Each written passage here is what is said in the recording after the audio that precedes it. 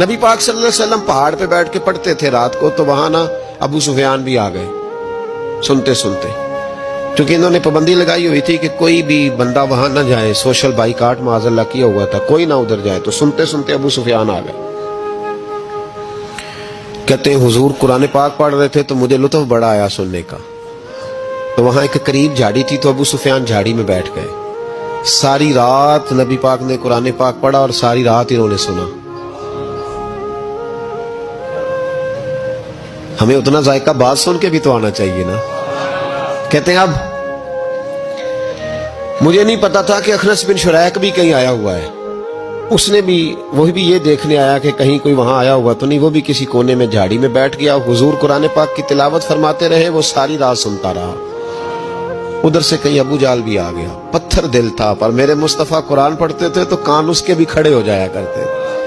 ساری رات تلاوت سنتے رہے، تینوں پکے کافر جھاڑیوں میں بیٹھ کر تلاوت سنتے رہے۔ صبح جب جانے لگے تو ملاقات ہو گئی۔ تو کدھر آیا تھا؟ اس نے کہا پہلے تو بتا، تو کدھر آیا تھا؟ میں تو آیا تھا دیکھوں کوئی آیا تو نہیں۔ میں تو کدھر؟ اس نے کہا میں بھی یہی دیکھنے آیا تھا کہ یہاں کوئی آتا جاتا تو نہیں۔ ابو جال زیادہ شاطر تھا، کہنے لگا خبردار کل کوئی نہ آئے، آج تو آ گئے کل نہ ہونا۔ اللہ اکبر۔ لیکن جہاں دل لگا ہوتا ہے نا وہاں دل کھینچا چلا جاتا ہے۔ دل جہاں لگ جاتا ہے نا وہاں دل کھینچا چلا جاتا ہے۔ یہ دل کا بھی اپنا ایک معاملہ ہے نا۔ اب لگ گیا تھا قرآن پاک کی تلاوت سے۔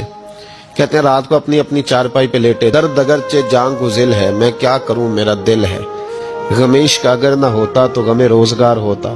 اور وہ مزہ آتش نے کہا تھا، وہ مزہ دیا ہے تڑپ نے کہ میری آرزو ہے یا رب میرے دونوں پہلوؤں میں دل بے قرار ہوتا۔ کہتے ہیں کہ اگلی شام پھر آئی، وہی کیفیت، وہی انداز، وہی شوق۔ چارپائی پہ لیٹے پر کانوں میں وہ آواز رس گھولے۔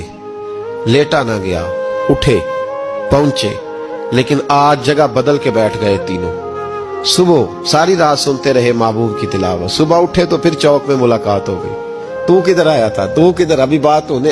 ابو جال ذرا زیادہ شاطر تھا، کہنے لگا میں تو تم دونوں کا خیال کرنے آیا تھا، کہیں تم دونوں تو نہیں آئے، یہ دیکھنے کے لیے آیا تھا۔ اللہ اکبر۔ 3 دن مسلسل آتے رہے اور میرے مصطفیٰ کریم کا ساری رات قرآن پاک سنتے رہے۔ اب اخنس بن شریک کہتے ہیں کہ میں پورا قریب آ گیا، میرا دل کہتا تھا کہ یہ سچے ہیں۔ کہتے ہیں میں نے تیسرے دن مشورہ کیا، میں نے کہا یار پتہ تجھے بھی ہے مجھے بھی ہے کہ نہیں آنا، پر ان کی آواز ایسی ہے، وہاں لذت ایسی ہے، نہیں نہ رہا گیا تجھ سے بھی۔ مان کیوں نہیں جاتا کہ ساری باتیں اپنی جگہ پر ان کی بات کانوں سے ہو کے دل میں اترتی چلی جاتی ہے، مانتا کیوں نہیں؟ اخنس بن شریک کہتے میں پورا قریب آ گیا، پر ابو جال نے مجھے پھر گمراہ کیا۔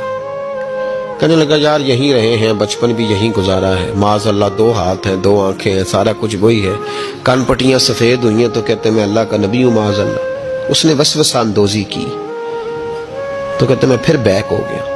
آپ کیوں نہیں اس شخص کو جانتے جو وسوسہ اندوزی کرتا ہے؟ آپ اس جگہ کیسے چلے گئے جہاں وسوسہ اندوزی ہوتی ہے؟ یاد رکھیں اس جگہ جائیں جہاں جانے سے دل صاف ہوتا ہے، جہاں جانے سے دل کا زنگ اترتا ہے، آپ کے وسوسے دور ہوں گے۔ وہاں جائیں جہاں ایمان کی، یقین کی، تیقن کی دولت بڑھتی ہے۔ کیوں وہاں جاتے ہو جو